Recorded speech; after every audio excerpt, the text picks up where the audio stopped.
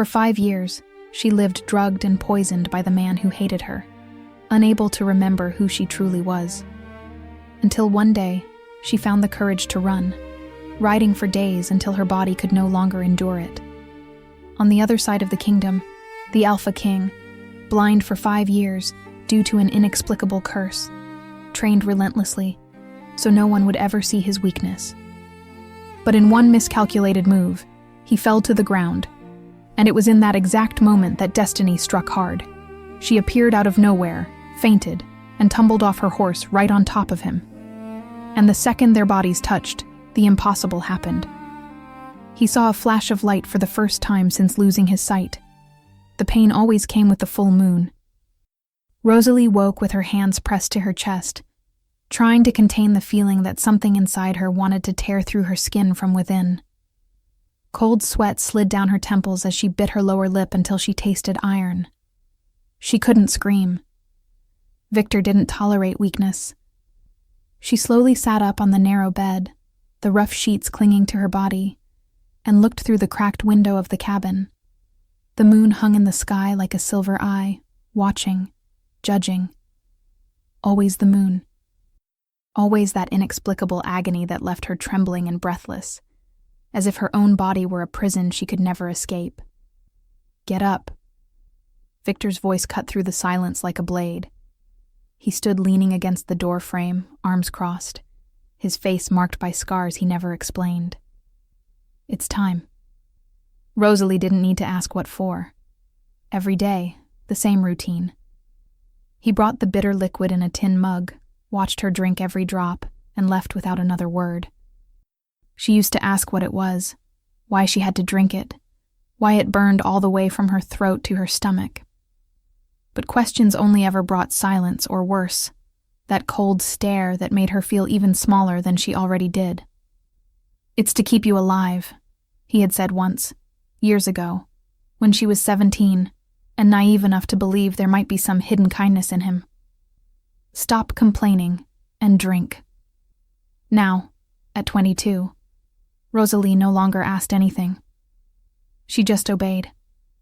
She rose, her bare feet touching the cold wooden floor, and walked to the table where the mug waited. The sour smell hit her before she even picked it up, making her stomach twist. But she drank. She always drank. The taste scorched her throat, slid down like liquid fire, and she had to grip the table to keep from vomiting. Victor watched with dead eyes, as if checking off a completed task and nothing more. "Good," he said, taking the empty mug back. "There's firewood to gather. And the roof is leaking again. Fix it before dark." Rosalie nodded, her head still spinning, her body heavy as if she had woken from a terrible dream. But it wasn't a dream. This was her life. This isolated cabin surrounded by trees that felt like they closed in tighter every day. This man who treated her like property, something he needed to keep functioning but never truly alive. This suffocating routine that made her forget sometimes that anything existed beyond those rotting wooden walls. She remembered nothing before 17. It was as though her life began the moment she woke in that cabin for the first time. Victor staring at her exactly the same way he stared now. As if she were a problem he didn't want but was forced to handle. "Who am I?" she had asked that first day, her voice trembling, fear making her hands shake. "Why am I here?" "You're nobody," Victor had replied without even looking at her. "And you're here because I let you be." 5 years. 5 years since that day, and Rosalie still had no answers.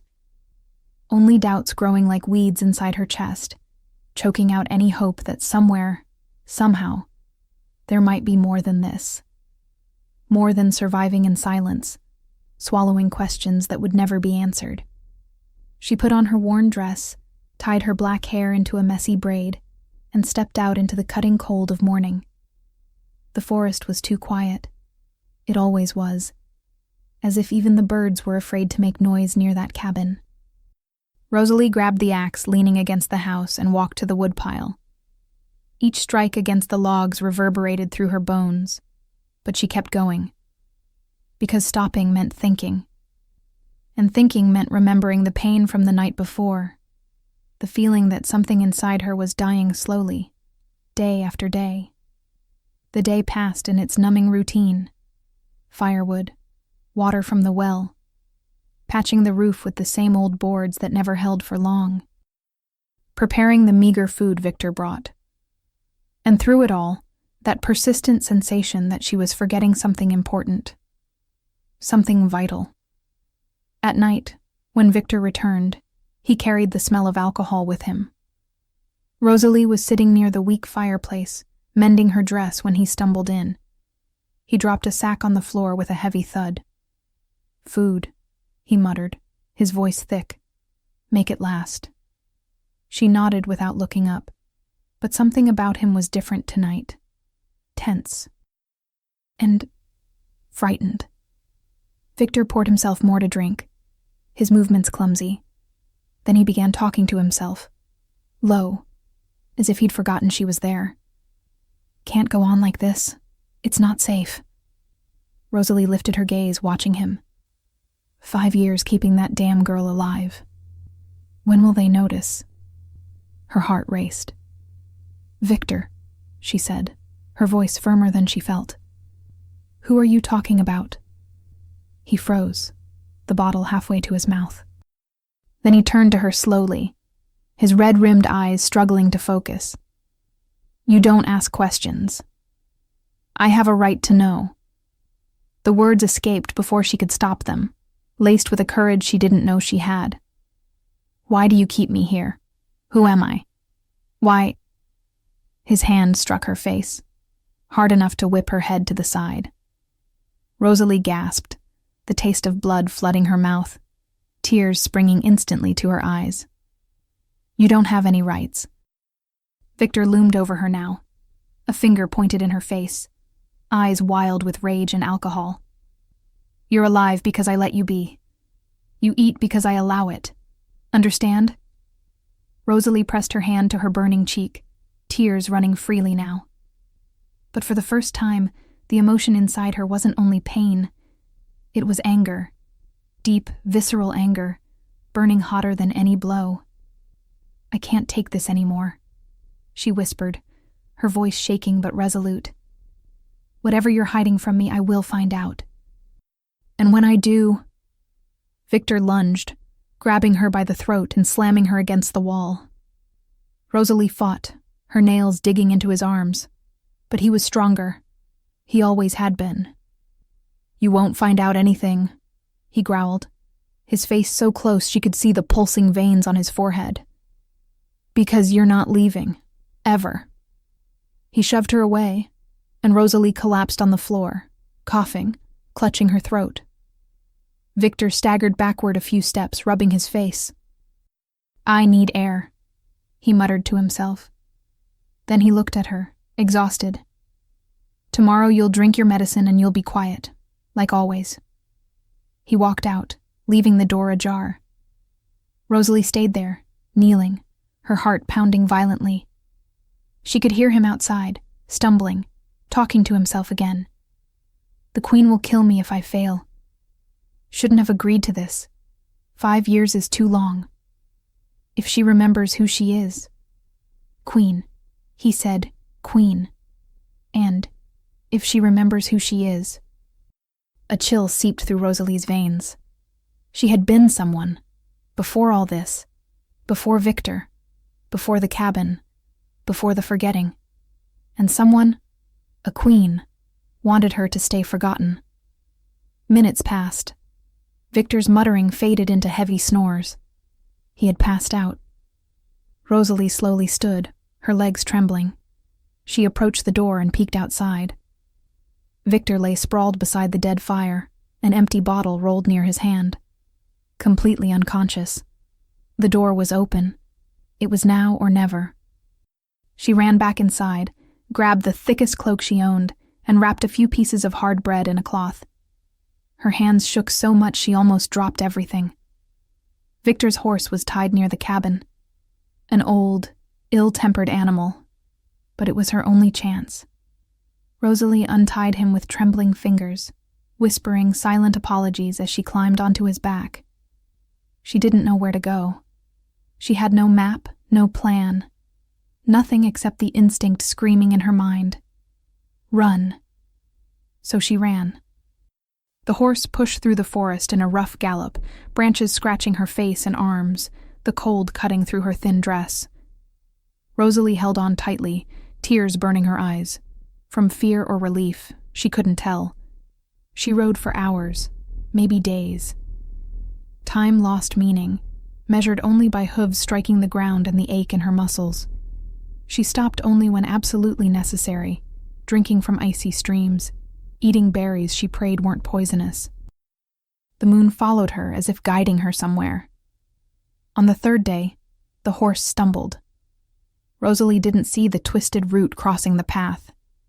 The animal lurched violently, and then she was falling, the world spinning in a blur of green and brown before she struck something solid. Not the ground. Hands. Hands that caught her with steady strength, keeping her from hitting the earth. Rosalie lifted her gaze, dizzy, her whole body aching. And she found herself staring at the most beautiful face she had ever seen.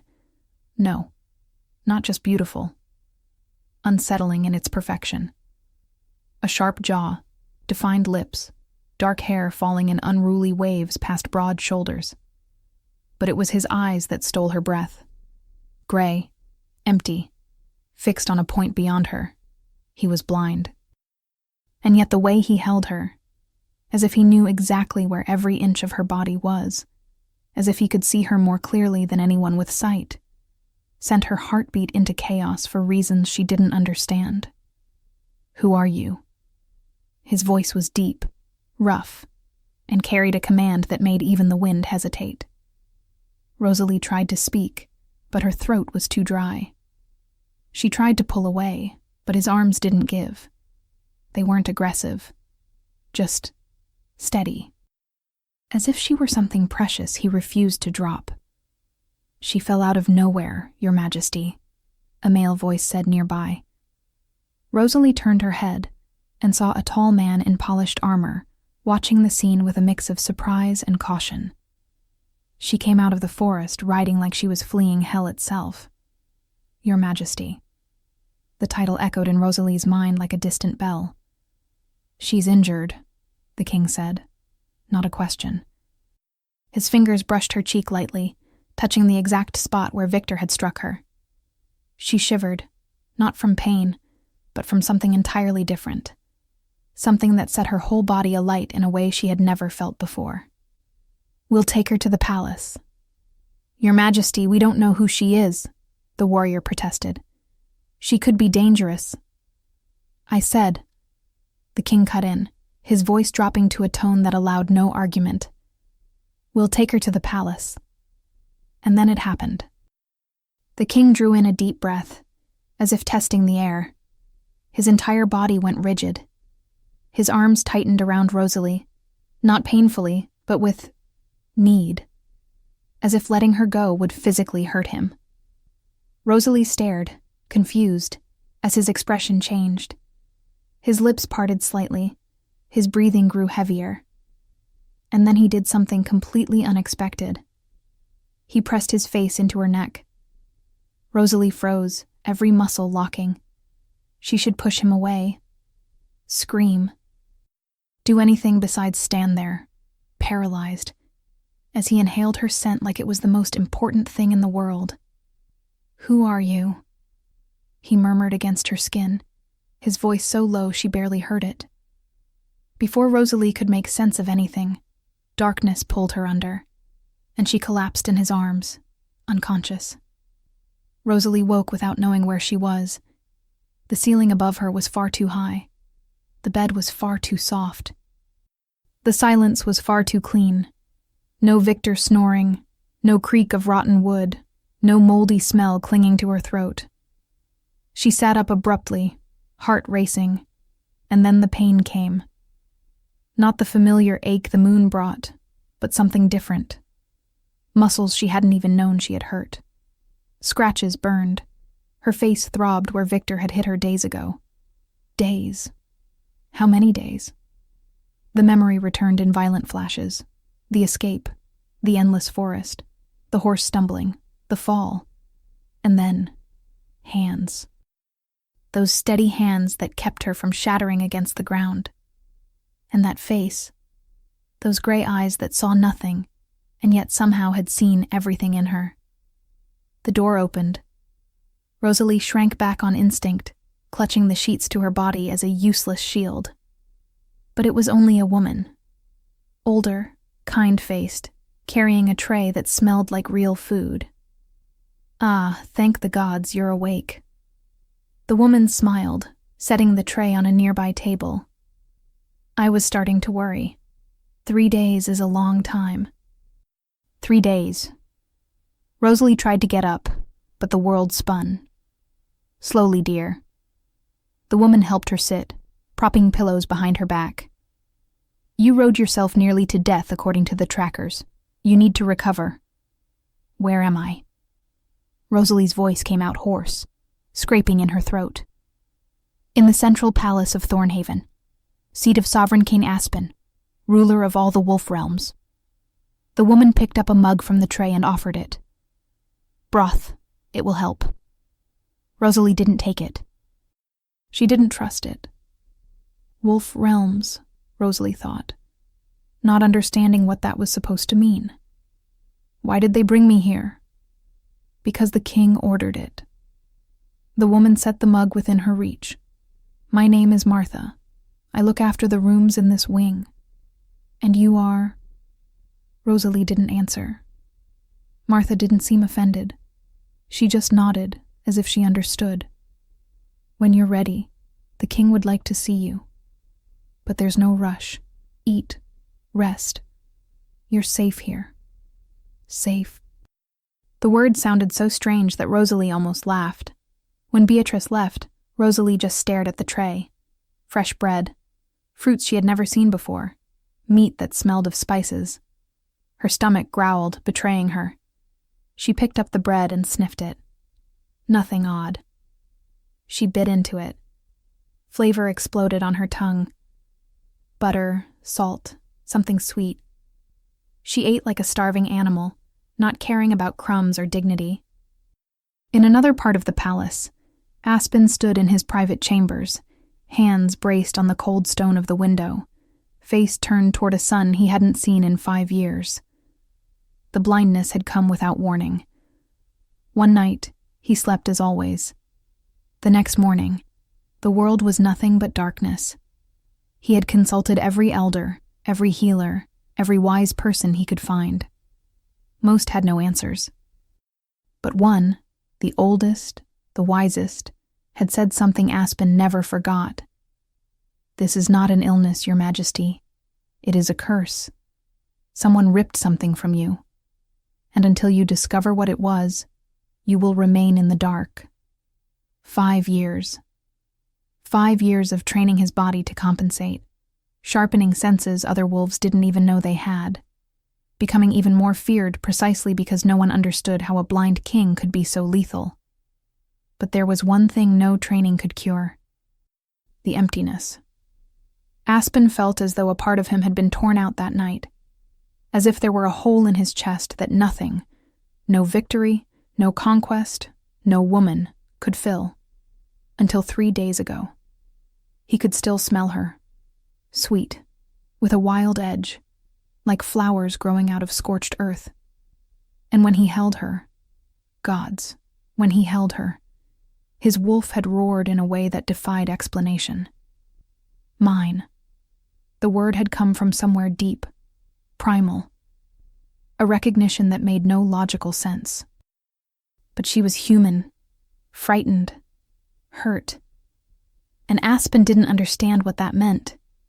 He only knew that the idea of letting her go, of allowing her to walk away, made his chest tighten with something close to physical pain. Your Majesty. Gideon, his most loyal warrior, entered without knocking. He was one of the few permitted to do that. She's awake. Aspen felt something clench inside him. He didn't show it. And she's scared, suspicious. Martha said she barely speaks. Gideon paused. "What do you intend to do with her?" "I don't know yet. People are talking, especially Lady Beatrice and Queen Cassandra. They arrived yesterday for the final wedding preparations, and they are not pleased with the situation." Aspen knew that situation very well. Cassandra, queen consort of the Kingdom of Dawnfell, one of the realms under his rule, had been pushing for that alliance for months. She had offered her daughter, Beatrice, as his future wife. And Aspen had accepted because it made political sense. Not because he felt anything, even though Lady Beatrice was very kind and gentle with people. And the king respected that in her. Rosalie was exploring the room, testing the door, unlocked, checking the window, far too high, searching for exits, when Martha returned. "The king is waiting for you." Rosalie didn't want to go. Every instinct screamed at her to stay where she was, to lock the door, to hide until everyone forgot she existed. But Martha was already holding out clean clothes. A dark blue dress, simple but infinitely better than the rags she had worn for years. "Put this on," Martha said gently. "Don't take too long. The king is not a man who waits." Rosalie dressed in silence, fingers trembling on the ties of the dress. When she finished, she followed Martha through endless corridors. She tried to memorize every door, every turn. Martha stopped before a dark wooden door and knocked. "Come in." That voice. Rosalie felt something run down her spine. Not just fear, but something more unsettling. Something that made her whole body wake up in a way she didn't understand. The door opened. The room was large. A crackling fireplace, shelves full of books, maps spread across a heavy table. And near the window, with his back to them, stood the man himself, Sovereign King Aspen. Even without seeing his face, Rosalie felt the weight of his presence. The way he filled the space, not with arrogance, but with something deeper. Authority that came from the bone, not from a crown. "You may leave us, Martha." The maid curtsied and slipped out, closing the door behind her with a soft click that sounded to Rosalie like it was sealing her fate. Silence stretched. Rosalie stood near the door, fists clenched, ready to run if she had to. "You're afraid of me." He still hadn't turned. "I can feel it." Rosalie didn't answer. What could she say? That yes, she was afraid? Aspen turned slowly, and Rosalie had to fight the urge to step back. He was even more striking than the last time she'd seen him. Tall, built like a warrior who had spent years on the battlefield. Broad shoulders under a black tunic, a sharply cut jaw. Dark hair falling to his shoulders in a way that should have looked careless, but somehow just made him more handsome. And those eyes. Empty, and yet somehow fixed exactly where she stood. "Come closer," he said. It wasn't a request, but it wasn't the brutal command Victor used either. It was something in between, something that made her body want to obey, even while her mind screamed danger. Rosalie stepped forward. She stopped while there was still a safe distance between them. Closer. Why? The word slipped out before she could stop it. Something changed in his expression. Not quite a smile. Maybe curiosity. "Because I cannot see you. And I need to know how you ended up inside my lands." Rosalie hesitated. But she took a few more steps.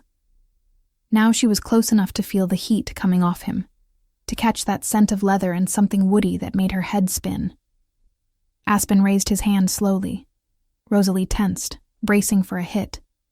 But he only touched her face. Fingers brushing the cheek still swollen where Victor had struck her, sliding along her jawline, pushing aside a strand of hair that had fallen across her eyes. The touch was exploratory, gentle in a way that made her chest ache more than any act of violence. "Who did this?" His voice came out lower, thick with something that sounded like contained rage. "No one important. Don't lie." His fingers trailed down to her neck, barely grazing her skin. Rosalie held her breath. There are other marks. Old ones. You've been hurt many times. For a very long time. How did he know? How could he sense things she could barely see in the mirror? What does it matter? Rosalie stepped away from his touch, because if she kept letting him touch her like that, she'd do something foolish. Like trust him. I can't stay here. I don't know what you want from me, but neither do I. The honesty in his answer caught her off guard. Aspen lowered his hand, but his empty eyes stayed fixed on her. When I held you in that forest, something in me reacted. My wolf recognized you in a way I cannot explain. Wolf. The word made something strange stir in her chest. A vibration. A recognition of her own. I don't know what you're talking about. I know you don't. He tilted his head, as if listening to something beyond her words. But you will. Because something tells me you're more than you appear to be. More than even you know. Rosalie wanted to laugh. Or cry. Or both. I'm no one. Just a girl Victor kept locked away. I have no memories, no past. No, Victor. The way he said the name sounded lethal. That's what he's called? The man who hurt you? Rosalie didn't answer. She shouldn't have said his name. Where are you from? Aspen pressed. Which realm? Which village?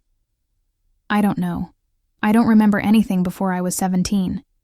It's like my life started in his cabin. The words came out bitter. And he never told me.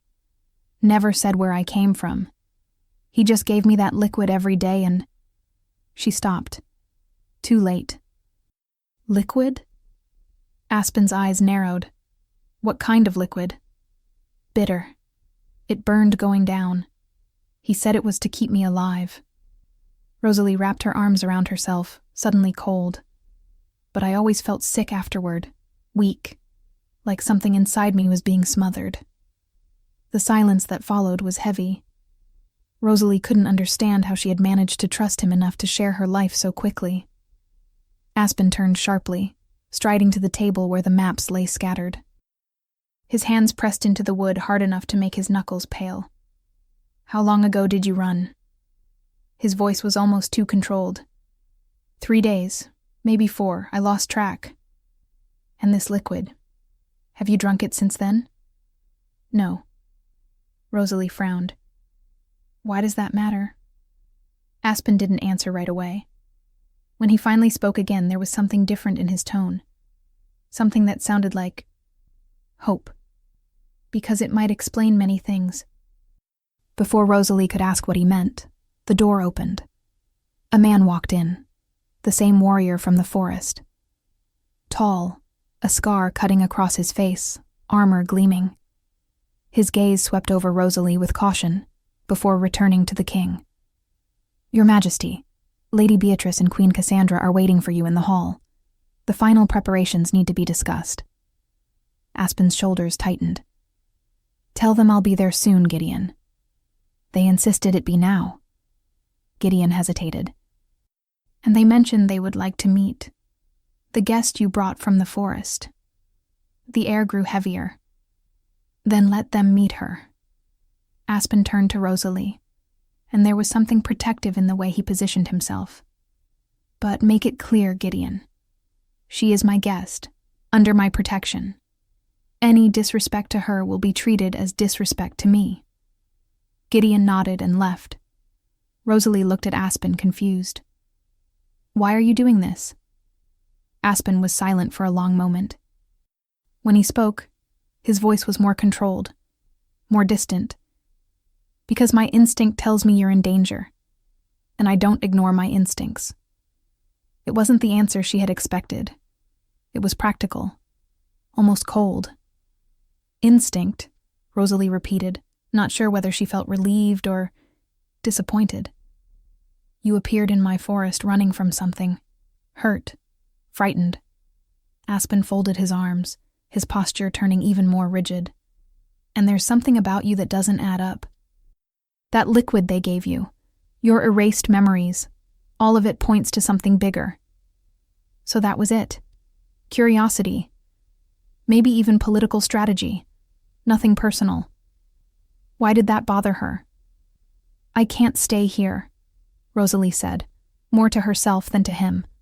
I have nothing to offer. I'm just someone who needs answers. Aspen cut in. And I have the means to help you find them. Stay until you do. Then you decide what you want to do. It was logical. Practical. No empty promises or pretty words. Rosalie wanted to refuse. She wanted to cling to what little pride she had left. But the truth was, she had nowhere to go. Victor could be looking for her. And alone in the forest, she wouldn't last a week. How long?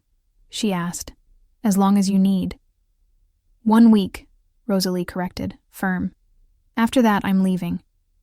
Aspen didn't seem pleased with that answer, but he nodded. 1 week, then. And he turned away, ending the conversation. Rosalie stayed where she was, feeling something strange tighten in her chest. It wasn't gratitude. It was something more confusing, as if some part of her had wanted him to say something else, anything else. But he didn't. The great hall was intimidating in a way Rosalie had not expected. Martha had brought her there after helping her change, into something slightly more formal, but still simple. Rosalie followed the maid through the corridors, acutely aware of every curious look from the servants who passed. When the double doors of the hall opened, Rosalie had to fight the urge to step back. The space was vast, a high ceiling supported by dark stone columns, rich tapestries covering the walls, and in the center, a long table where several people were already seated. Rosalie recognized Aspen immediately. He sat at the head of the table, posture straight, expression neutral. But his head turned slightly when she entered, as if he could sense her presence even from a distance. Beside him sat a woman, beautiful in a way that felt carefully constructed, blonde hair braided in an elaborate style, a gentle smile as she spoke with Aspen, her hand resting lightly on his arm. Rosalie felt something strange tighten in her chest. That is Lady Beatrice Thornwell, Martha whispered at her side. Daughter of Queen Cassandra, the king's future wife. Wife. The word echoed in Rosalie's mind in a disturbing way.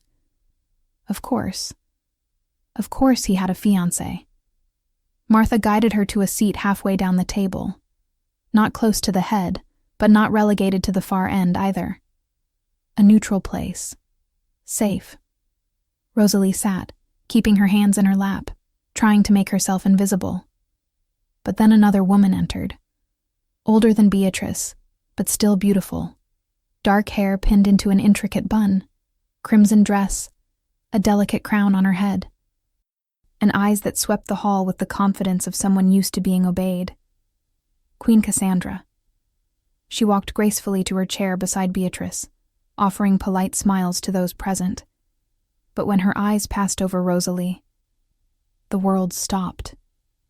Cassandra froze, only for a fraction of a second, but Rosalie saw everything. She saw the shock tear through that composed mask, saw those eyes widen, saw the color drain completely from her face. And then, as quickly as it came, the reaction was gone. The mask slipped back into place. Perfect. Impenetrable. But Rosalie had felt it. That recognition, that barely disguised terror. She knows me. The thought came from somewhere deep, instinctive. This woman knew who she was, and she was terrified to see her there. Cassandra sat down slowly, her hands smoothing her dress with movements that tried to appear casual, but were far too stiff. Beatrice leaned toward her, whispering something Rosalie could not hear. The queen replied with something, but her eyes returned to Rosalie. And there was calculation there. Assessment, as if she were trying to decide what to do. Dinner began. Dishes were served, meats, vegetables, breads. Rosalie tried to eat, but every bite seemed to turn to ash in her mouth, because she could feel Cassandra's eyes on her, constantly, and Aspen.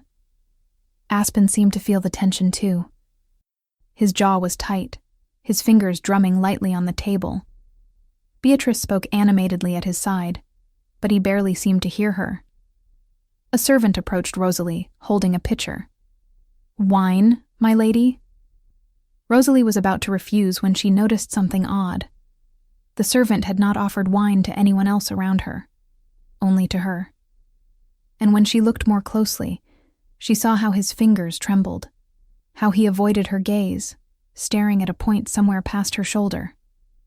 "No, thank you." "I insist." He was already filling her goblet. "It is a special vintage. Queen Cassandra requested it be served to the guests." The Queen. Rosalie looked at Cassandra. The woman was not staring directly at her, but there was tension in her posture, a sense of expectation. Rosalie lifted the goblet, pretending to bring it to her lips. The liquid brushed her mouth, but she did not swallow. She only wet her lips, keeping the goblet raised as if savoring the wine slowly. Her eyes met Cassandra's across the table. The Queen was watching, waiting. There was expectation in her gaze, a tightness that made the air feel heavy. Rosalie lowered the goblet, pretending to appreciate the taste. And then, as if by accident, she let it slip slightly from her fingers. The wine spilled across the table, staining the pale tablecloth. "Oh." She stood quickly, making a great fuss. "I'm so sorry, Servants rushed to clean up. Martha appeared with cloths, making soothing gestures. And in the middle of the chaos, Rosalie saw it. Cassandra's face, the mask slipping for just a heartbeat. It was not irritation over the spilled wine.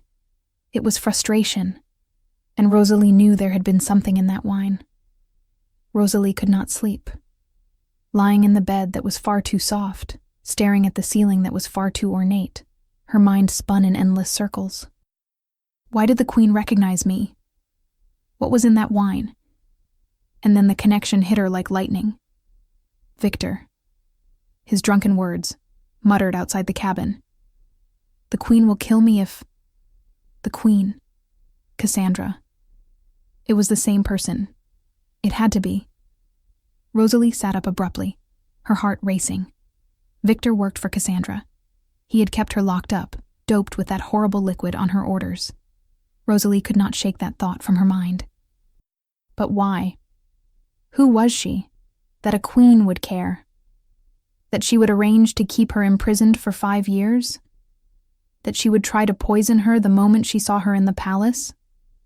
The questions piled up, each more terrifying than the last, suffocating her in that large room that suddenly felt far too small. Rosalie got up, pulling on a robe Martha had left, and walked to the door. The guards were talking quietly on the other side, but they did not sound particularly alert. She opened the door slowly. "My lady?" One of them turned. "I cannot sleep," Rosalie said, her voice coming out calmer than she felt. "I need some air. I'm going to walk in the gardens." The guards exchanged a look. "We should escort you." "No." The word came out firmer. "I need to be alone, please." There was something in her tone, perhaps desperation, perhaps a quiet authority she had not known she possessed, that made them hesitate, and then nod. Rosalie walked barefoot through the silent corridors, following her instincts until she found a door that led outside. The palace's inner garden was vast, surrounded by high walls, filled with ancient trees and flowers that gleamed silver under the moonlight. The moon. Rosalie looked up, feeling that familiar pull, that ache in her chest that always came, but now felt different. Less like pain, more alive, as if something inside her were finally breathing after years of being smothered. She walked to a stone bench near a fountain and sat, wrapping her arms around her knees. "I am losing my mind," she thought. "I must be. Queens do not conspire against insignificant girls. Kings do not rescue strangers from the forest. None of this makes sense. You should be asleep." Rosalie jumped, spinning around. Aspen stood a few paces away, appearing out of nowhere like a shadow. He wore only a simple tunic, his hair loose, his feet bare. "I could say the same to you," Rosalie replied, her heart still pounding from the fright. "I do not sleep much." He walked to the bench but did not sit. He simply stood there, far too close for comfort.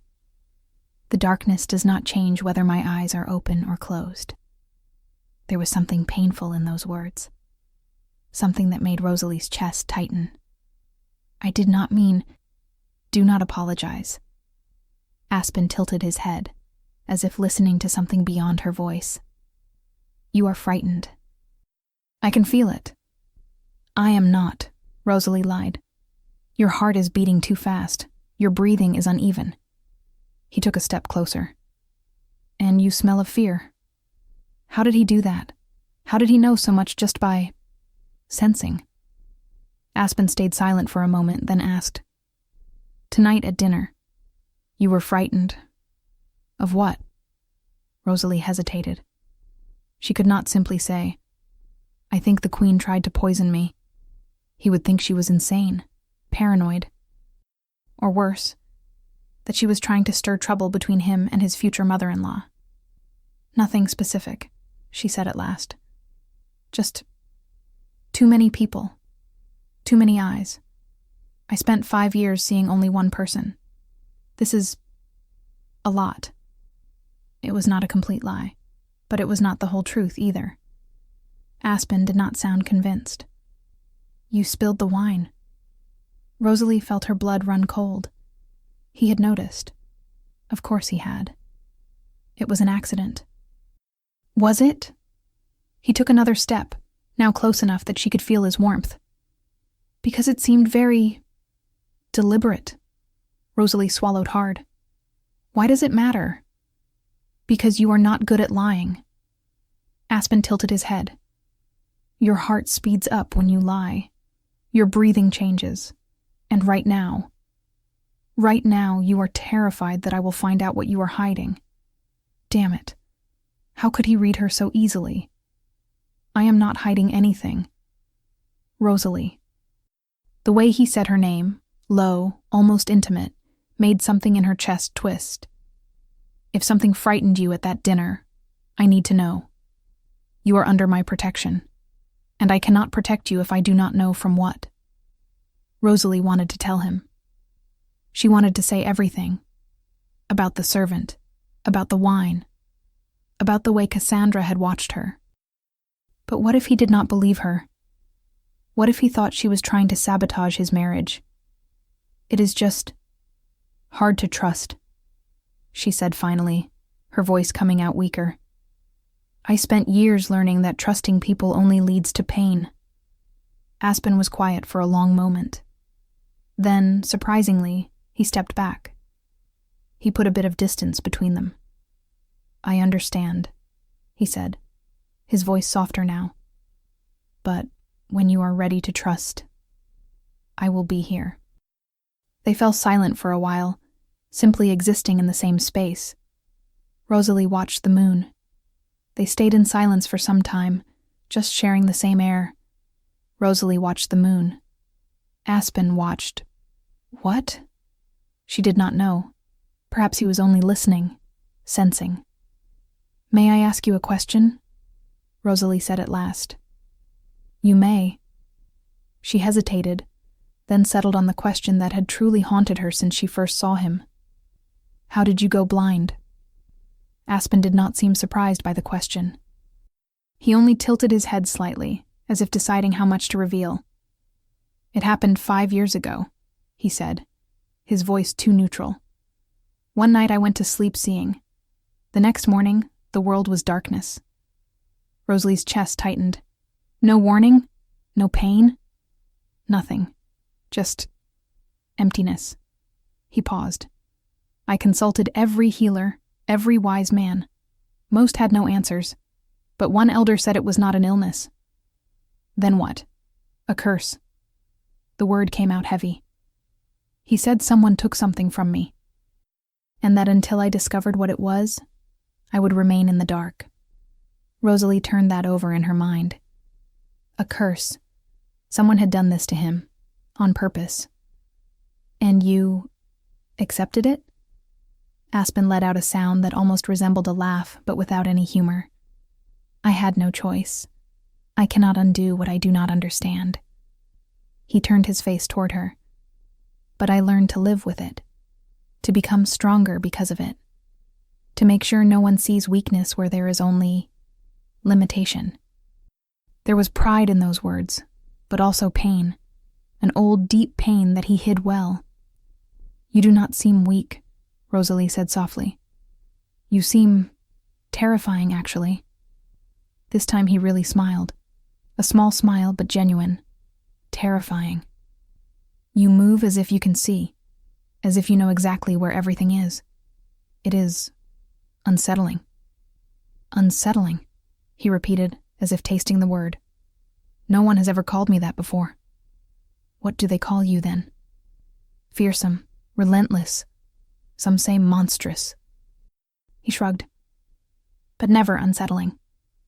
Rosalie did not know why, but that made her smile too. Well, you are. Unsettling and impressive. Aspen was quiet for a moment, then so softly she almost missed it. Thank you. The silence that followed was not uncomfortable. It was simply there. Shared. It was Rosalie who finally stood. I should go back, she said, her voice more shaky than she would have liked. Aspen nodded, rising as well. I will escort you. You do not need... I will escort you, he repeated, in a tone that allowed no argument. They walked in silence through the gardens, back toward the palace. Rosalie was acutely aware of every inch of distance between them, of how easy it would be to just reach out, touch him. But she did not. When they reached the door that led into the inner corridors, Rosalie turned to thank him, and tripped. Her bare foot caught on the hem of her robe, and she lost her balance completely. She pitched forward, bracing herself for the sharp impact with the stone floor. But arms caught her, strong, steady, wrapping around her before she could fall. Rosalie gasped, her hands instinctively clutching at his tunic for balance, and suddenly she was pressed against his chest, could feel the heat radiating from his body, his heartbeat racing just as fast as hers. Aspen did not let her go. His arms stayed around her, holding her to him in a way that was not only about keeping her from falling. It was something else. Something deeper. More necessary. You need to be more careful, he murmured, his voice rough, his lips so close to her forehead she could feel his breath against her skin. Rosalie lifted her gaze, and the world stopped. They were so close. She could see every detail of his face. The strong line of his jaw, his parted lips, the small scars marking his skin. And those eyes. Even without sight, they seemed to look straight through her. Aspen's hand slid up, his fingers brushing her cheek, pushing aside a strand of hair that had fallen over her eyes, drifting down along her jawline, stilling at the base of her neck, where her pulse hammered wildly. Your heart, he whispered, his thumb pressing lightly there, is racing again. Rosalie could not breathe, could not think.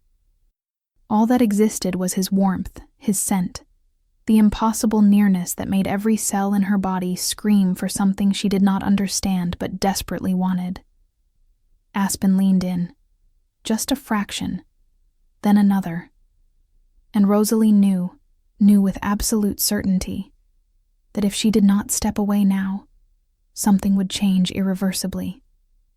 With the last drop of willpower she had, she pressed her hand against his chest. No, she whispered, her voice breaking. I cannot. Aspen closed his eyes, his jaw clenching hard, but he did not come any closer. After a moment that felt like an eternity, he stepped back. Let his arms fall away, took one step away from her. You are right, he said, his voice painfully controlled. painful, and too calm.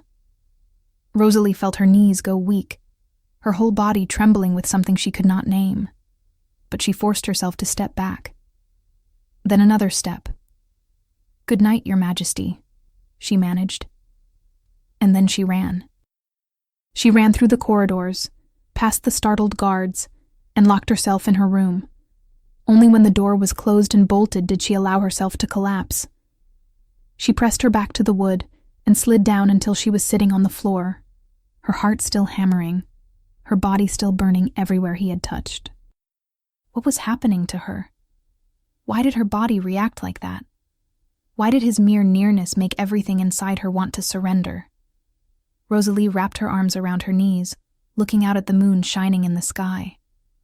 And for the first time in her life, she felt something other than pain when she looked at it. She felt awakening. Rosalie woke with her body on fire. It was not a fever. It was not an illness. It was something else, a heat rising from inside, pulsing beneath her skin like live embers. She sat up abruptly in bed, gasping for air, her hands pressed over her chest where that strange sensation always lived. But today it was worse. Much worse. Morning light filtered through the window and she blinked, trying to focus. But everything looked far too intense. Colors were sharper. Every carved detail in the wooden furniture jumped out at her with such clarity it made her dizzy. And the sounds. Gods, the sounds. She could hear everything. The rustle of leaves in the garden 3 floors below. Footsteps echoing in distant corridors. Whispered conversations she should never have been able to catch. It was as if the entire world had decided to shout in her ears at once. Rosalie pressed her hands to her temples, pushing hard. "I'm losing my mind. That's it. I've finally gone mad." Rosalie got out of bed, her legs trembling. The knock on the door made her jump. "Lady Rosalie?" Martha's voice. "I brought your breakfast." Rosalie opened the door, and the smell of food hit her with enough force to make her stomach twist. Not from hunger. From overload. As if every scent had been amplified 100-fold. "You're pale, dear." Martha stepped inside, setting the tray down on the table. "Did you sleep badly?" "I did not sleep much," Rosalie admitted. It was not a lie. Martha studied her with those gentle eyes that always seemed to see too much. "There is a meeting in the smaller hall in a few hours. The king requested your presence." Rosalie's heart lurched. "Why?" "I do not know, but Lady Beatrice and Queen Cassandra will also be there." Martha straightened the pillows on the bed for no real reason. "Wear something appropriate, and try to eat, even if it's just a little." When Martha left, Rosalie looked at the tray. Fruit, bread, cheese. Everything smelled so strong it was almost painful. She forced herself to eat a few slices of apple. Each bite exploded on her tongue with flavors she had never noticed before. Far too sweet. Far too tart. Far too intense. What was happening to her? The smaller hall was intimidating in a different way from the great hall. More intimate. More claustrophobic. A round table surrounded by red velvet chairs, tall windows letting in far too much light. Rosalie walked in and immediately felt the weight of several gazes on her. Aspen sat at the head of the table, posture straight, expression neutral. But when she entered, his head turned slightly. Just a barely noticeable movement. But she saw it. And he felt her. She knew he did. To his right, Beatrice smiled. A perfect, practiced smile that never reached her eyes. She wore an ivory dress that made her look like a bride rehearsing for the big day. Cassandra sat beside her daughter, and when her eyes met Rosalie's, the cordial mask cracked for just a second. Long enough for Rosalie to see the cold calculation behind it. "Rosalie." Aspen's voice sliced through the silence. "Sit." There was an empty chair at his left, directly across from Beatrice. Rosalie walked toward it, hyper-aware of every sound her steps made on the marble floor, When she sat, she realized how close she was to him. Far too close. She could feel the heat radiating from his body, catch that scent she now recognized instantly. And he was tense.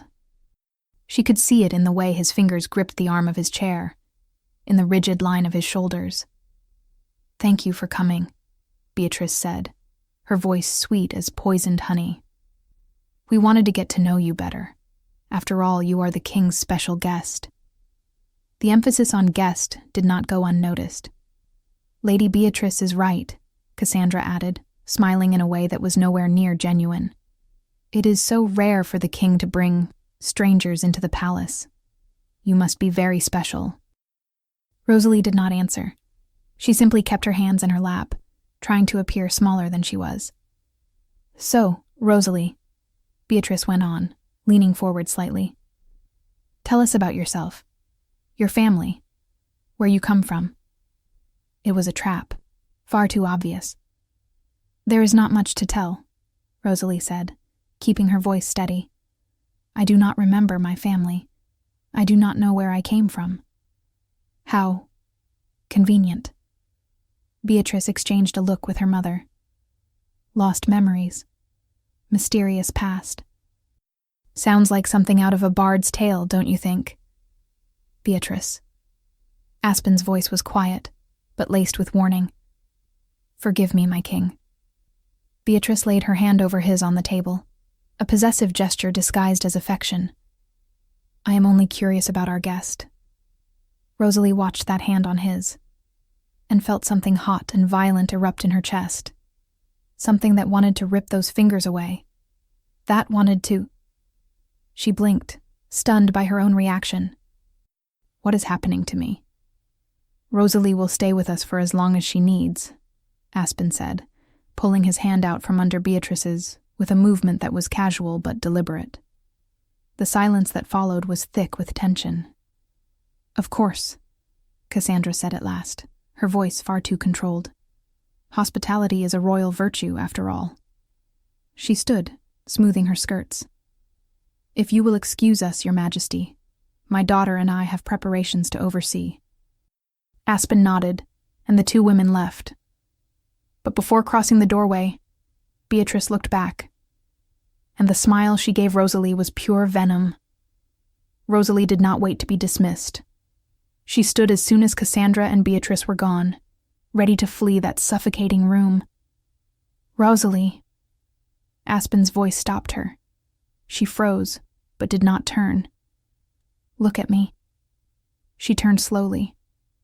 Aspen was standing now just a few steps away, those sightless eyes fixed exactly where she stood. "You are different," he said.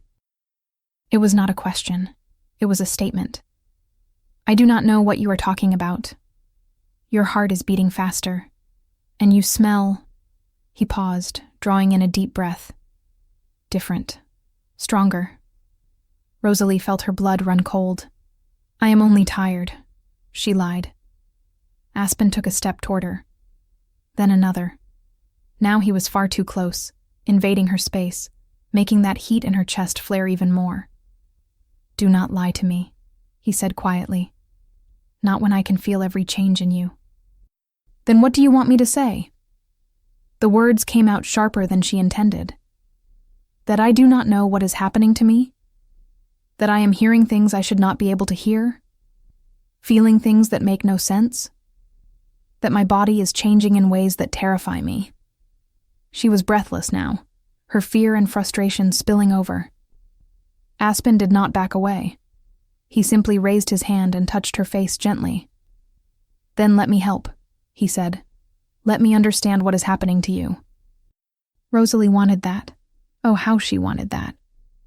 But how could she trust him when everything around her felt like a web of schemes? "I cannot," she whispered, stepping out of his reach before she did something foolish, like throw herself into his arms and never leave. And then she ran. Again, always running from him. In another part of the palace, in a private chamber far from prying ears, Cassandra paced back and forth like a caged animal. "She is changing," the queen said, her voice tight. Did you see how she looked at you when you touched the king? She almost growled. Beatrice sat in an armchair, her fingers drumming on the armrest. The wolf's bane is leaving her system. It is only a matter of time before the wolf wakes completely. And when it does, she will remember. Cassandra stopped, turning to face her daughter. She will remember who she is, who her father was, and everything we did. Then we cannot wait. Beatrice stood, her spine straight, her posture resolute. The wedding is in 4 days, but we cannot risk her surviving until then. What are you suggesting? Beatrice walked to the window, looking out over the gardens below. An accident, during tomorrow's hunt. The king always participates, even blind. He trusts his senses, Gideon's protection. She turned, and her eyes were utterly cold. But accidents happen in forests, stray arrows, attacks by wild animals. Cassandra was silent, thinking it through. And if Aspen suspects? He will not. Beatrice smiled. Because I will be devastated, shocked, and I will comfort him in his grief for the poor girl he tried to save but could not. The queen studied her daughter for a long moment. Then she nodded. Do what needs to be done, but be discreet. If there is any suspicion pointing to us, there will not be. Beatrice was already heading for the door. By tomorrow night, Rosalie will be nothing more than a sad memory, and nothing will stand between me and the crown. The night had fallen heavy over the palace. Rosalie was in her chambers, but she couldn't stay still. The heat in her body had grown throughout the day, pulsing beneath her skin like something alive trying to break free. She walked to the window and looked outside. The moon. It was bigger tonight, brighter, and looking at it made something inside Rosalie burn even hotter. She needed air. She needed space. She needed anything that wasn't this room that suddenly felt far too small. Rosalie slipped on her robe, stepped past the guards with some vague excuse, and headed toward the garden. The night air should have cooled her, but it didn't. It only made the heat intensify, as if the moon itself were pulling something out of her. She walked to the fountain, trying to breathe, trying to calm herself. And then she felt it. It wasn't sound. It wasn't movement. It was presence. Rosalie turned. Aspen stood near the trees, the moonlight carving shadows across his face. He wore only a simple tunic, his hair loose, and he looked less like a king and more like a predator. You can't sleep either, she said, her voice coming out hoarse. No. He walked toward her, each step measured. Not when I can feel you. Not when I know you're hurting and won't let me help. Rosalie wanted to laugh, or cry, or both. How do you even know I'm hurting? Because I feel the same thing. Aspen stopped just inches from her. Since you arrived, something in me has been waking up, and I don't know what to do with it. The air between them was charged, heavy, thick with something neither had the courage to name. You're going to marry her, Rosalie said, though the words came out weak. In 4 days. I know. Then why are you here? Why do you keep... She didn't finish, because Aspen took one more step, erasing the last bit of distance, and cupped her face in his hands. Because I can't stay away from you, he said, voice rough, desperate. Because everything in me is screaming that you're mine, and I don't know how to fight that. Rosalie should step back. She should be rational. She should remember he belonged to someone else. But all she managed to do was lift her eyes to his and whisper, "Then don't fight it." That was all Aspen needed. He kissed her. It wasn't gentle. It wasn't soft. It was desperate, ravenous, as if 5 years of emptiness had finally found relief. His lips claimed hers with an urgency that knocked the breath from her lungs, and Rosalie melted into him, her fingers curling into his tunic, pulling him closer. The kiss deepened. Aspen's hand slid to the back of her neck, tilting her head for better access, and Rosalie let out a soft, helpless sound against his mouth. Lost, completely lost. It was fire. It was inevitable. It was right in a way nothing in her life had ever been. Aspen guided her back against a nearby tree, his body pressed to hers, and Rosalie could feel his heart pounding as wildly as her own, could feel his heat, his need. When they finally pulled apart, both were breathless. Aspen rested his forehead against hers, eyes closed, breathing hard. "I shouldn't have done that," he said, though he didn't sound even remotely sorry. "No," Rosalie agreed, her fingers still gripping his tunic.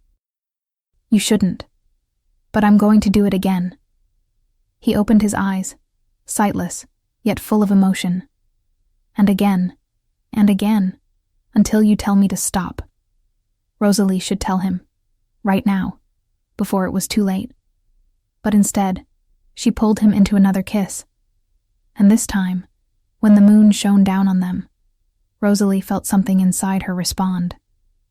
Not with pain, with something deeper, truer, as if every cell in her body were singing a song she didn't know she knew. Aspen felt it too. He pulled back slightly, breathing hard, his fingers tangled in her hair. "Did you feel that?" he asked, voice rough, urgent. "Feel what?" Rosalie could barely think, much less form coherent words. "That." He pressed her hand to his chest, where his heart was racing uncontrollably. The connection. Rosalie could feel it. It wasn't just his heartbeat. It was something else. Like an invisible thread tying them together, pulling, binding them in a way that defied logic. "I don't understand," she whispered. Aspen let out a shaky breath, resting his forehead against hers. "I don't know how much you understand about our world, about what we are, but you..." He paused, searching for the right words. "You are definitely a wolf, and you're waking up." Wolf. The word echoed through her mind. Victor had spoken about wolves, about them getting closer, and that massive wolf she had seen near the cabin. "My wolf recognizes you," Aspen went on, voice low, intense. "From the very first moment. He knows something my mind took days to accept." "What does he know?" Aspen lifted his hand, tracing her jawline with a reverence that made Rosalie's heart stutter. "That you are mine." The words should have frightened her, should have made her step away. But instead, they only made the heat in her chest intensify, that strange sense of belonging swell inside her. "But you're going to marry," Rosalie said, reality hitting like cold water. "In 3 days." "No." The word came out firm, final. "I'm not." Rosalie blinked, confused. "What?" "I can't." Aspen held her face with both hands, forcing her to look at him. "Not after this. Not after finally understanding what has been missing all these years. But the alliance, the kingdom, Queen Cassandra. To hell with alliances." There was something fierce in his voice now, something that brooked no argument. "To hell with politics. I spent 5 years blind, Rosalie. 5 years feeling like part of me had been torn away. And then you appear, and for the first time since that cursed morning, I feel whole." Tears stung Rosalie's eyes. "But how? How will you cancel it? They will... I don't know." Aspen let out a humorless laugh. "I have no idea how I'm going to do this. I only know I can't stay away from you. That everything in me is screaming you're the one I'm meant to claim. Not her." He pressed a kiss to her forehead, then her eyelids, then the tip of her nose. "Tomorrow," he murmured against her skin. "I'll find a way. I'll speak to the council, to Cassandra. No matter the political fallout, no matter the consequences. He pulled back just enough to look at her. "Do you trust me?" Rosalie did not trust easily. 5 years with Victor had stripped that instinct clean out of her. But when she looked at his face, at those eyes that could not see, yet somehow saw her more clearly than anyone, something inside her broke open. "Yes," she whispered. "I trust you." Aspen pulled her into another kiss, this one softer, more promise than passion. Rosalie woke with her heart still racing. Morning light poured softly and golden through the window, but all she could feel was the ghost of his touch. Aspen's lips on hers, his hands on her face. The rough promise murmured against her skin. Tomorrow I'll find a way. Today was tomorrow. She got out of bed, her body still humming with that strange energy that would not stop growing. The sounds of the palace were far too sharp. Conversations in distant corridors, the clink of armor, even the rustle of leaves in the garden 3 floors below. And the smells. Gods. She could pick out every single scent. Aspen was awake. Somewhere in the palace, he had not slept either. The knock at the door pulled her from her thoughts. "Lady Rosalie?" Martha came in with a tray. "The king has called an urgent meeting, full council, and he requested your presence." Rosalie's stomach twisted. "When?" "In 1 hour." Martha began sorting through clothes. "Wear something formal. It seems it will be important." The throne room was imposing in a suffocating way, a soaring ceiling held up by black stone columns. Aspen's throne, massive, carved from dark wood, dominated the far end of the hall, and around it, council members were already gathered, murmuring among themselves. Rosalie walked in and felt every gaze swing toward her. She moved to a discreet corner, trying not to draw attention. But then the doors opened again. Cassandra and Beatrice entered. The queen wore blood red, a delicate crown gleaming in her dark hair. Beatrice was flawless in emerald green, her face a perfect mask of composure. But Rosalie saw it, saw the tension in Cassandra's shoulders, the way Beatrice's fingers dug into her skirts. They knew something was wrong. His Majesty, the High King Aspen. Everyone rose. Aspen entered with Gideon at his side. He wore formal attire, a black tunic embroidered in silver, the heavy chain of office resting on his shoulders. And even without sight, he walked with absolute authority to the throne. He sat. The hall fell silent. "I called you all here," Aspen began, his voice echoing off the stone walls, "to make an announcement." A pause. "There will be no wedding." The room exploded. Councilors stared at one another in shock. Nobles whispered furiously. And Cassandra? Cassandra went utterly still, all color draining from her face. "Your Majesty," one of the elder councilors rose, "this is highly irregular. The alliance with Dawnfell will remain," Aspen cut in. "Dawnfell will stay under my sovereignty. We will remain allies. But there will be no marriage to Lady Beatrice." Beatrice stepped forward, her voice trembling just slightly. "But my king, the preparations, the guests, everything it will be cancelled." Aspen did not waver. "My decision is final." "With all due respect, Your Majesty," Cassandra said, her voice far too controlled. "A decision of this magnitude demands an explanation. What has changed?" Aspen did not answer immediately. He only turned his face slightly toward Rosalie. And even though he could not see, she felt the weight of that look. "I discovered," he said at last, "that there are things more important than political alliances." The silence that followed was absolute. Cassandra looked at Rosalie, and in that moment, Rosalie saw everything. The hatred, the panic, the realization that she was losing control. "If there is nothing else," Aspen said, rising, "this meeting is adjourned." Councilors began to file out, still muttering. Nobles exchanged bewildered glances. But Cassandra and Beatrice remained where they were, watching as Aspen left through the side door. And when they looked at Rosalie again, there were no masks left, only murderous fury. An accident, you said. Cassandra's voice was low and venomous as she paced in her private chambers.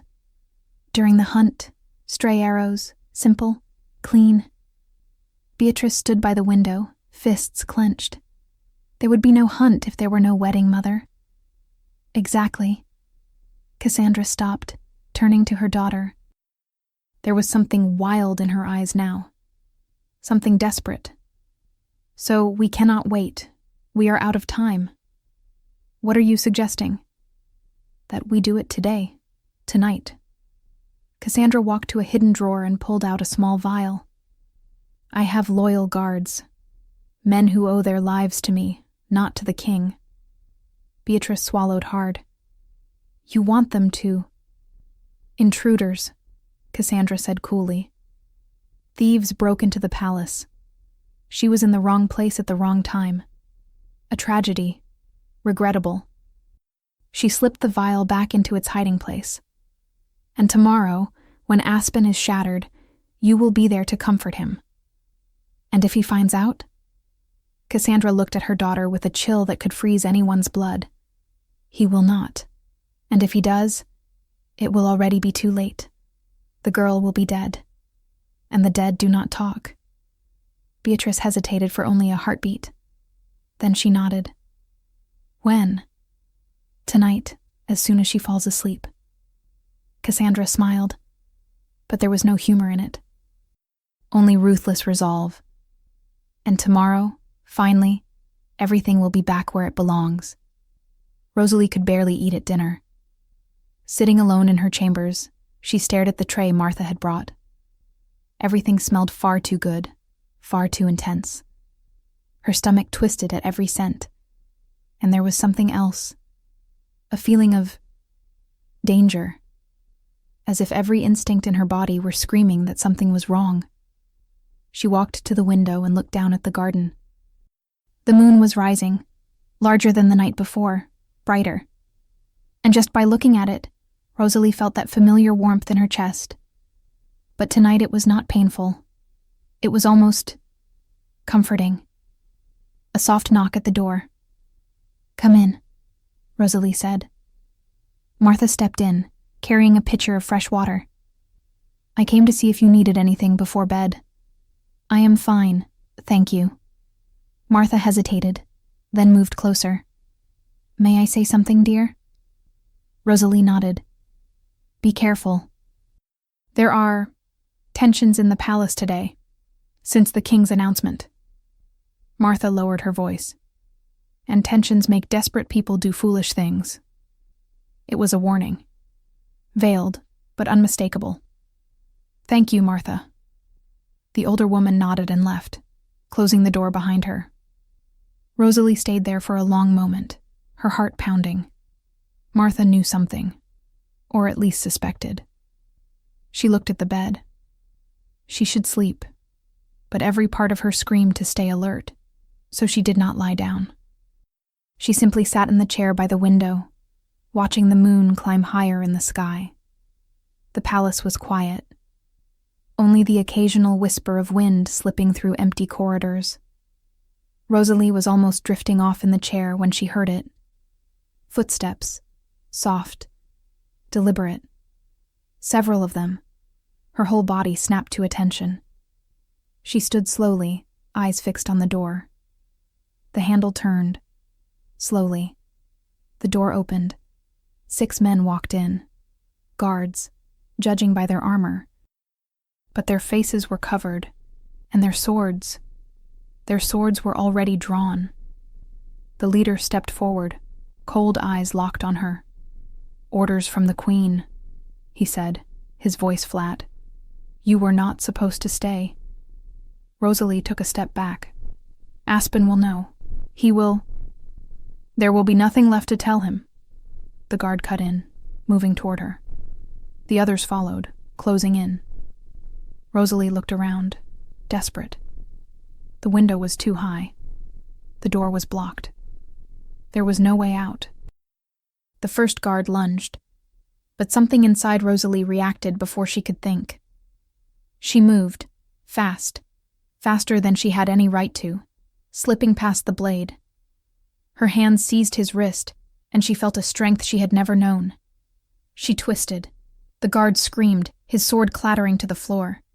Rosalie snatched it up before it could hit the stone.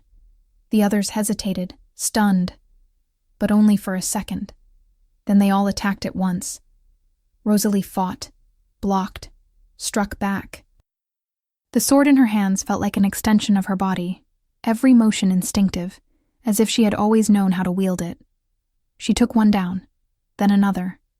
But there were 6, and no matter how strong she was, it was not enough. A blade tore into her arm. Another sliced her leg. Pain flared hot and sharp, and Rosalie stumbled. They closed in, and that was when she realized she could not win. Not here. Not like this. Rosalie looked at the open doorway behind the guards, and she made the only choice that made sense. She ran. She shoved past them, ignoring the hands that tried to grab her, and burst into the corridor. "After her," the leader shouted. Rosalie ran faster than she had ever run in her life, her bare feet pounding against the cold stone. Blood streamed from her wounds, leaving a trail, but she did not stop. More guards appeared ahead, blocking the path. Rosalie veered sharply, darting down a side corridor. She flew down staircases, crossed empty halls, guided by nothing but instinct, until she found a door that led to the gardens. She barreled through it, the night air hitting her face like a slap of ice. And then she sprinted for the forest beyond the walls. Branches clawed at her face. Roots tried to catch her feet, but she kept running. The blood from her wounds left a clear trail behind her, and she could hear them. She could hear everything, the footsteps crashing after her. Cassandra was not taking any chances. Rosalie stumbled, crashing to her knees. Pain exploded in her injured leg, and she had to bite down on her lip to keep from screaming. She dragged herself up, leaning against a tree. The moon shone through the canopy, enormous and silver, and just looking at it made the heat in her chest surge. It was no longer discomfort. It was something inside her wanting, demanding to be released. "There!" a voice shouted behind her. Rosalie forced her legs to move again, but she was losing blood too fast, getting dizzy. The world swam. She burst into a clearing and stopped dead. She was surrounded. Now there were 8 men, some in guard armor, others in hunting leathers, bows drawn and ready, all of them with weapons aimed at her.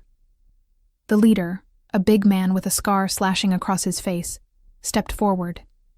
"It's over, girl," he said, almost sounding regretful. "Nothing personal, just orders." Rosalie backed up until she stood in the center of the clearing. There was nowhere to go, no way out. She looked up. The moon hung directly overhead now, massive and impossible to ignore, and the heat in her chest blew open into full fire. "Loose," the leader ordered. The archers drew their bows, and something inside Rosalie roared. It was not sound. It was feeling. Something primal, wild, that had slept for years and was finally waking in pure, unrestrained fury. The heat became fire. Her entire body burned. Rosalie dropped to her knees, screaming. But it was not only pain. It was transformation. Bones shattered, reformed. Her spine curved, lengthened. White fur burst from her skin. Hands became paws. Fingers became claws. And with the transformation came the memories, crashing over her like a wave, violent and unstoppable. A little girl running down marble corridors laughing. "Daddy! Daddy!"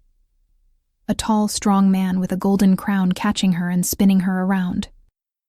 "My little Rosalie, my princess. Will I be queen one day, like you're the king? One day, my love, and you will be the best queen this kingdom has ever seen." Years later. Dining hall. Long table. She is seated beside her father. A beautiful woman with dark hair and a red dress approaches. "My king, I brought a special wine. From the old cellar." Cassandra, the king's new wife, the stepmother. The king drinks, smiles. "Excellent choice, my dear." And then, coughing, his face going pale. Hands clutching his throat. "Father?" Rosalie rises, frightened. "Father!" He collapses from the chair. Blood drips from his nose, his mouth. Guards rush in, healers shout, and Cassandra watches with a cold, calculating expression. Satisfied. Days later. Funeral. Cassandra with the crown on her head. We all mourn the loss of our beloved king. Rosalie standing at the back of the hall, staring at that woman. Knowing. Somehow knowing. That night, running to Cassandra's chambers. "You killed him! I know you did!" Cassandra turning, not even bothering to deny it. "Smart, like your father. Unfortunately, just as inconvenient as he was." Calling the guards. "Take her." Rosalie fighting. "You can't. I am the heir. An old woman enters. Dark robes, empty eyes, sorceress. "You know what to do," Cassandra says coldly. The sorceress's hands glow. Strange words are whispered. Rosalie screams as something is ripped out of her. Memories, identity, everything. Darkness. Waking in a cabin. Head empty. Heart hollow. A grim man staring down at her. "Who am I?" "You're nobody." The memories stopped as abruptly as they had started. Rosalie was on all fours in the middle of the clearing, but they were not hands. They were paws. Huge paws, with claws that gleamed under the moonlight. She lifted her head and caught her reflection in a nearby pool of water. Wolf. Huge. White fur. Golden eyes burning with human intelligence. And power. So much power thrumming beneath her skin. The hunters were frozen, terrified. Rosalie, the wolf, growled. The sound rolled through the forest like thunder. "Fire!" the leader shouted, breaking the spell. Arrows flew. Rosalie moved, faster than she should have been able to. Faster than eyes could follow. She dodged the arrows, closed the distance in 3 leaps, and slammed into the first hunter before he had a chance to react. She did not kill him. She only took him down. The others tried to surround her, but she was too much. Too fast. Too strong. Instinct guiding every move. One by one they fell. When the last of them hit the ground unconscious, Rosalie stood in the center of the clearing, panting, her heart pounding. Then she lifted her muzzle to the moon and howled. The sound echoed through the forest, through the trees, through the palace walls, across distance and time, and it reached exactly who it needed to reach. Aspen woke as if struck by lightning. He shot upright in bed, one hand pressed to his chest where something tugged. It was not pain, it was connection, a bond, something he had felt in pieces ever since he met her, but that now roared into full, blazing life. "Rosalie," he whispered. And then he felt it. The danger. The fear. The transformation. The door burst open. Gideon strode in, his expression grim. "Your Majesty, there are bodies. Dead guards in Rosalie's chambers. And she is gone." Aspen was already on his feet, pulling on a tunic in haste. "She was attacked." "I can feel it," Aspen roared, and for the first time since he had gone blind, something changed. Blotches of light, blurred outlines, moving shadows. He blinked, stunned. "Gideon, I can see something." The warrior froze. "Your sight. It is coming back." Aspen walked to the window. He could make out shapes, rough forms, and beyond the walls the dark line of the forest. "She is out there." "I need to go." Another howl split the night. Closer now, clearer. And Aspen knew that sound. Knew it in the deepest, most primal part of himself. It was hers. "Gather men," he ordered, already heading for the door. "Now. Your Majesty, you cannot go like this." "It does not matter." Aspen stopped, turning toward Gideon, and even through the hazy vision, the warrior could see the absolute ferocity on his face. "She is mine, Gideon. My mate. My Luna. And if anyone has hurt her, I will burn this kingdom to the ground to find who is responsible." Gideon nodded, finally understanding the full extent of the bond. "Then let us bring her back." Rosalie was standing in the clearing, still in wolf form, when she heard footsteps approaching. She turned, growling, ready to fight again. But then she caught the scent. Leather, wood, spice, aspen. He stepped out from between the trees, Gideon beside him. And even through wolf eyes, Rosalie could see the change in him. He was looking, truly looking, not with perfect clarity, but with enough sight to pick out shapes, to see her. "Rosalie," he said, his voice rough. And then he saw her, really saw her. A massive white-furred she-wolf, surrounded by the unconscious bodies of hunters. Something inside Aspen erupted. It was not a choice. It was pure instinct. His wolf roaring at the sight of his mate injured, threatened, having fought alone. He dropped to his knees, crying out as the shift took him. "Your Majesty!" Gideon stepped forward, alarmed. But it was too late. Bones snapped, reformed. Aspen's body twisted, expanded. Fur as black as midnight spread over his skin, muscles reshaping into something far larger, far more powerful. And then, where the king had been, there was a wolf. Huge. Even bigger than Rosalie. Fur so black it seemed to swallow the moonlight. Eyes that now saw, bright silver, and fixed fully on her. Rosalie took a step back, startled. The black wolf moved forward, not aggressive, careful, as if approaching something precious that might shatter. When he reached her, he lowered his head and brushed his muzzle against hers, and the world exploded into light. Not light she could see, light she could feel, as if something that had been broken for 5 years finally snapped back into place. The bond.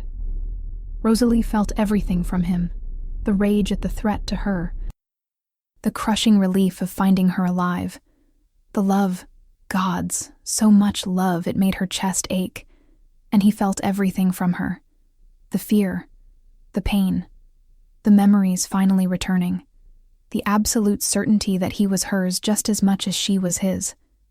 They stayed like that for what felt like eternity. 2 wolves beneath the moon, finally united the way they had always been meant to be. Then Aspen stepped back, and the reverse shift began. Faster for him, after years of practice.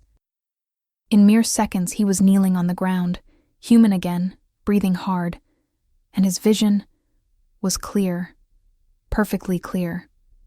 He lifted his head, and for the first time in 5 full years, he saw the world in sharp detail. The stars, the trees, and her. Rosalie, still in wolf form, watching him with those intelligent golden eyes. "Come back," he whispered. "Please, let me see you." Her shift was slower, but eventually she was kneeling on the forest floor, human, naked, and exhausted. Aspen stripped off his cloak at once, wrapping it tightly around her. Then he pulled her into his arms, holding her as if he would never let her go. "You are safe," he murmured into her hair. "You are safe now." Rosalie collapsed against him, every emotion she had been holding back finally breaking loose. "I remember," she sobbed. "I remember everything." Aspen held her tighter. Tell me all of it." And Rosalie told him. Between sobs and shivers, while Gideon stood guard and Aspen anchored her in his arms, she told him everything. My real name is Rosalie Thorne. From Dawnfell. Her voice cracked. I am the princess, the heir to the throne. Aspen went very still. My father, King Marcus Thorne. He was good. Just beloved. Tears streamed freely down her face now. And Cassandra poisoned him. I saw it all. Gods, Aspen breathed, his fingers tightening around her. She stole the throne.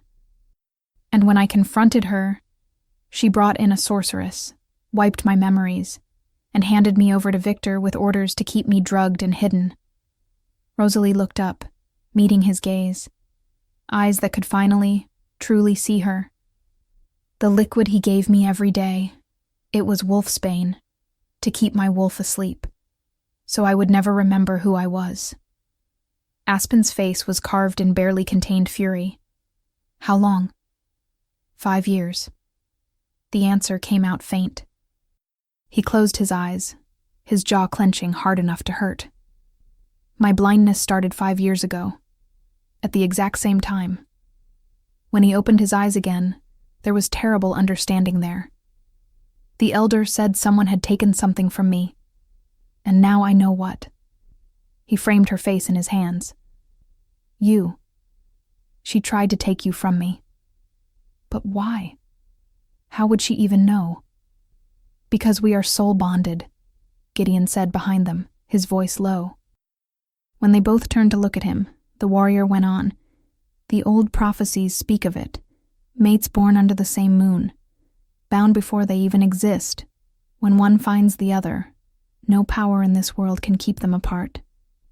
She knew, Rosalie whispered, the realization hitting. Somehow Cassandra knew about the prophecy, knew I was your mate. That is why she tried to kill me. And when I somehow survived, she did the next best thing. She separated us, blinded me so I could never find you. Aspen finished, his voice rough. Erased your memories so you would never know who you are. He pulled her closer, resting his forehead against hers. I thought you were dead. Everyone did. The Princess of Dawnfell died 5 years ago. That is what Cassandra announced. But you were alive. Trapped. Suffering. And you were blind. Alone. Rosalie's tears kept coming. She stole 5 years from us. But she failed. Aspen kissed her forehead. Then her eyelids. Then her lips, soft and reverent. Because we are here. Together. And Cassandra will pay for every second she took from us. He stood, helping Rosalie to her feet, keeping the cloak snug around her. Gideon, gather every loyal guard, call the full council. Aspen's voice allowed no argument. By dawn, I want Cassandra and Beatrice in chains, and I want the sorceress found. The sorceress, Rosalie began, then hesitated. When I shifted, I saw something in the memories. She was sick, consumed, like the magic she used was killing her. Forbidden magic always has a price, Gideon said darkly. If she is still alive, it will not be for long. Then find her before she dies, Aspen ordered. I need her to confess everything before the council, in front of everyone. Gideon nodded and vanished into the trees. Aspen turned back to Rosalie, and for the first time, she saw tears in his eyes. I can see you, he said, his voice breaking. His fingers traced her face with worshipful care. And you are even more beautiful than I ever imagined. Rosalie cupped his face, smiling through her tears. And you are exactly as I remembered.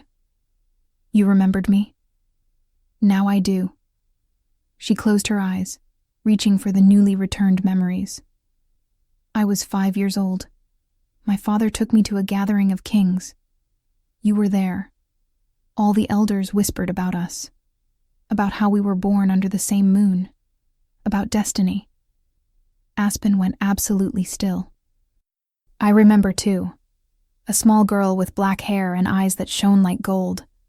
My wolf recognized you even then. But we were too young. They said we had time. But Cassandra did not want to give us time. Rosalie leaned into him, exhausted. She knew that if we united, we would be too powerful, that I would claim Dawnfell, that she would lose everything. And now she will. Aspen scooped her up despite her protest, ignoring them. But first, we take you home, heal you, prepare you. For what? He looked at her with an intensity that made her heart stutter. To claim what is yours, your throne, your kingdom, and your place at my side. Dawn painted the sky in blood red. Rosalie stood in the chambers Aspen had insisted she use, right beside his own, with loyal guards posted at every entrance. Martha had tended her wounds, spread salves that sped the healing, and dressed her in something worthy of who she truly was. A gown of deep midnight blue silk that fell to the floor. Long sleeves that hid the cut still knitting beneath the skin. Martha brushed her dark hair, leaving it loose over her shoulders. "You look like a queen," the older woman said softly, eyes shining with held-back tears. "Just like your mother." Rosalie froze. "You knew my mother?" Martha nodded. "I served in Dawnfell's palace before I came here. Your mother was luminous. And when I look at you now, I see her." A knock at the door cut the moment short. Aspen walked in, and Rosalie had to catch her breath. He wore full king's regalia, black tunic embroidered in silver, the heavy chain of office over his shoulders, a simple yet imposing crown resting on his head. And his eyes. His eyes drank her in with perfect clarity, tracing every detail as if he were committing her to memory. "Are you ready?" he asked. Rosalie nodded, even as her stomach churned with nerves. "What is going to happen?" "Justice." The word was simple but heavy with promise. "Cassandra and Beatrice are already in custody. The council is assembled, and..." He hesitated. "We found the sorceress." "Is she alive?" "Barely. Gideon says she has hours, maybe less." Aspen held out his hand. "But she is willing to confess. She knows she is dying, and she wants redemption, perhaps." Rosalie took his hand, and the strength in that touch grounded her. "Then let us finish this." The great hall was packed, not just the council, but nobles from all the realms under Aspen's rule. Guards lined the walls, and in the center, held between two warriors, stood Cassandra and Beatrice. Cassandra was still trying to keep her composure. Dawnfell's crown was gone. Gideon had taken it from her when she was arrested, but she kept her head high, her red gown flawless. Beatrice was visibly shaken. Red-rimmed eyes, hands trembling. Aspen entered from the opposite side, Rosalie at his side, and the entire hall fell silent. When they reached the throne, Aspen did not sit. He remained standing, Rosalie beside him, and looked out over the assembly with absolute authority. "We are gathered here today," his voice echoed off the stone walls, "to witness justice, to expose treason, to restore what was stolen." He turned to Cassandra. "Cassandra of Dawnfell, you stand accused of regicide, of usurpation, of attempted murder, of using forbidden magic, and of conspiring against the crown." A heavy pause. "How do you plead?" Cassandra lifted her chin, defiant. "These accusations are absurd." "Based on what?" "The word of some disturbed girl who appeared out of nowhere." "Based," Aspen said calmly, "on the word of a legitimate princess, and on the testimony of the one who carried out your orders." He gestured. The side doors opened, and two guards brought in a hunched, staggering figure. The sorceress. The entire hall gasped. The woman was ravaged, skin blackened like coal in some places, peeling in others, eyes milky and empty. Her whole body shaking with each step. They set her in the center, before everyone, and she fell to her knees. Her voice came out like dry leaves rustling. "I did terrible things." By order of Queen Cassandra. Cassandra went pale. Be quiet, old... Silence! Aspen's voice cracked like a whip. The sorceress went on, every word visibly costing her. 5 years ago, King Marcus Thorne of Dawnfell died. Not of natural causes, but of poison. She coughed, blood trickling from the corner of her mouth. Poison that Cassandra poured into his wine. I saw it. I was there. Murmurs exploded through the hall. And when young Princess Rosalie confronted her, Cassandra ordered me to erase her memories, to turn her into no one. The sorceress lifted her shaking hands. I used forbidden magic, to rip memories out of an innocent girl. Rosalie felt tears burn, but she did not let them fall. Not now. And that was not all, the sorceress continued, looking directly at Aspen. Cassandra knew about the prophecy.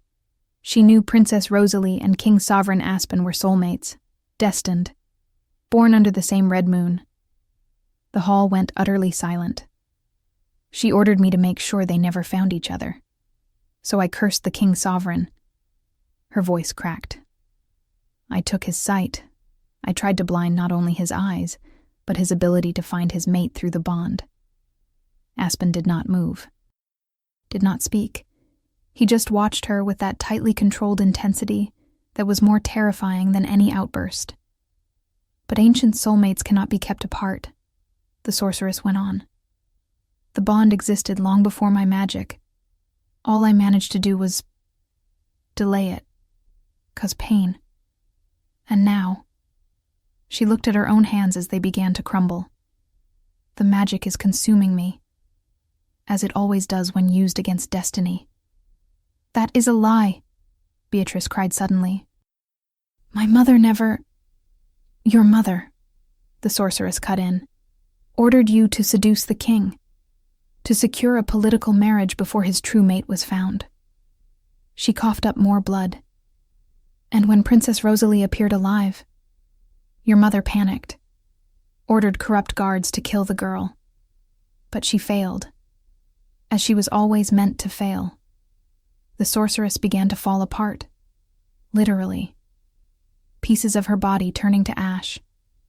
I confess, she said, her voice fading. I confess to everything, and I accept the judgment of the gods. Forgive me for trying to rewrite the stars. And then she was gone. Nothing left but ashes on the marble floor. The silence was deafening. Cassandra was corpse pale, her lips trembling. Beatrice was sobbing openly. Aspen turned to the council. You heard, he said. You witnessed. Now decide. What is the verdict? The eldest of the council members stood, his voice grave and solemn. Cassandra of Dawnfell, you are guilty of all charges. Regicide, usurpation, attempted murder, use of forbidden magic against the sovereign crown. A pause. The sentence is death. Cassandra finally broke. No! I did what needed to be done. That throne was mine. Marcus was weak. Rosalie was spoiled. I deserved to rule. You, Rosalie said, her voice cutting through the hall for the first time, killed my father, stole my childhood, turned me into a prisoner, and tried to destroy the man meant for me. She stepped forward. You never deserved anything but what you are getting. Cassandra glared at her with pure hatred. And then, suddenly, she pulled a hidden dagger. If I cannot have the throne, she screamed, lunging at Rosalie. You will not have it either. Everything happened in seconds. Aspen moved, stepping in. But Rosalie reacted too. Her eyes flashed gold. Claws burst from her hands, a partial shift. And when Cassandra reached her, Rosalie disarmed her with one smooth motion, throwing her to the ground. Guards rushed in, pinning Cassandra before she could get up. Take her away, Aspen ordered, his voice ice cold. The sentence will be carried out at sunset. Cassandra was dragged off, shrieking and fighting. Aspen turned to Beatrice, who stood frozen in terror. And you, he said. You knew. You were part of it. You tried to marry me knowing I had a destined mate. I only obeyed my mother," Beatrice sobbed. Obedience is not an excuse for complicity. Aspen looked back at the council. "What is the verdict?" "Exile," the elder pronounced after a brief deliberation. "Beatrice Thornwell will be stripped of all titles, lands, and privileges, banished from all realms under the crown's rule. Should she return, the sentence will be death." Beatrice collapsed in tears, but did not argue. She knew it could have been worse. When she was led away, the hall finally seemed to breathe again. Aspen turned to Rosalie, taking her hand. "There is one more matter," he said, facing the assembly once more. "Rosalie Thorne is the rightful heir of Dawnfell, and today, before you all, I restore her rights, her title, her kingdom." He signaled, and Gideon brought forward something covered in red cloth, the crown of Dawnfell. Aspen took it, cradling it with reverence, and turned to Rosalie. "Rosalie Thorne," he said, his voice formal but thick with emotion. "Rightful princess of Dawnfell, daughter of Marcus Thorne. Do you accept what is yours by blood and destiny?" Rosalie looked at the crown, at the full hall of witnesses, at Aspen, who looked at her as if she were the most precious thing in existence. "I accept," she said, her voice steady. Aspen set the crown upon her head, and for the first time in 5 years, Dawnfell had its true queen back. The hall erupted in applause, but Aspen was not finished. He dropped to one knee before her, and the entire hall fell silent again, stunned. The sovereign king. Kneeling. "Rosalie Thorne of Dawnfell," he said, gazing up at her. "You are my mate, my soulmate, destined by the stars and the moon." A pause. "Do you accept to be my Luna, my companion, my queen at my side?" Tears finally slipped from Rosalie's eyes. "Yes," she whispered. Aspen rose, pulling her into his arms and kissing her in front of everyone. And when they finally parted, the entire hall was standing, clapping, cheering. Because at last, after 5 years of darkness and pain, destiny had won. 3 days later, under the full moon, the ritual took place. Not in the great hall crowded with nobles and politics, but in the garden where everything had begun. Just the two of them, Gideon as witness, and the moon as their blessing. Rosalie wore a simple white silk dress, Aspen a black tunic, no crowns, no pomp, just two mates finally joining as one. "Rosalie," Aspen said, holding her hands, "do you accept my mark, my claim? Do you accept me as your partner until death and beyond?" "I do," she whispered. He tilted her neck, baring the soft skin where shoulder met throat. Then he shifted partially, just enough for his fangs to emerge. And he bit. Rosalie gasped, not from pain, but from something far more intense. The bond roared into full flame, tying them together at a level beyond the physical. She felt everything from him. He felt everything from her. When Aspen pulled back, the mark was there. Permanent. Beautiful. Silver against her skin. "Mine," he murmured, kissing the mark. "Yours," she answered, pulling him into a deep kiss. And in that moment, the last shadow of the curse vanished completely. Aspen's vision, already clear, sharpened into perfection. Rosalie's wolf roared in pure contentment. Finally whole. 6 months later, Rosalie sat on the same stone bench in the garden, watching the stars. So much had changed. She ruled Dawnfell at Aspen's side, while he remained sovereign king over all the realms. Together, they had brought justice, peace, prosperity. Victor had been found and judged, the cabin destroyed, and Dawnfell thrived again under its true queen. But in that moment, in that garden, she was just Rosalie, and he was just Aspen. "What are you thinking about?" he asked, sitting beside her. "The moon," she said. For years it brought me nothing but pain, fear. I hated full moon nights. And now? Rosalie smiled, resting her head on his shoulder. Now I know it was only guiding me, bringing me home. Aspen kissed her forehead, his hand finding hers, fingers lacing together. Welcome home, my Luna, he murmured, and under the silver light, they sat there, whole, together, exactly as they had always been meant to be.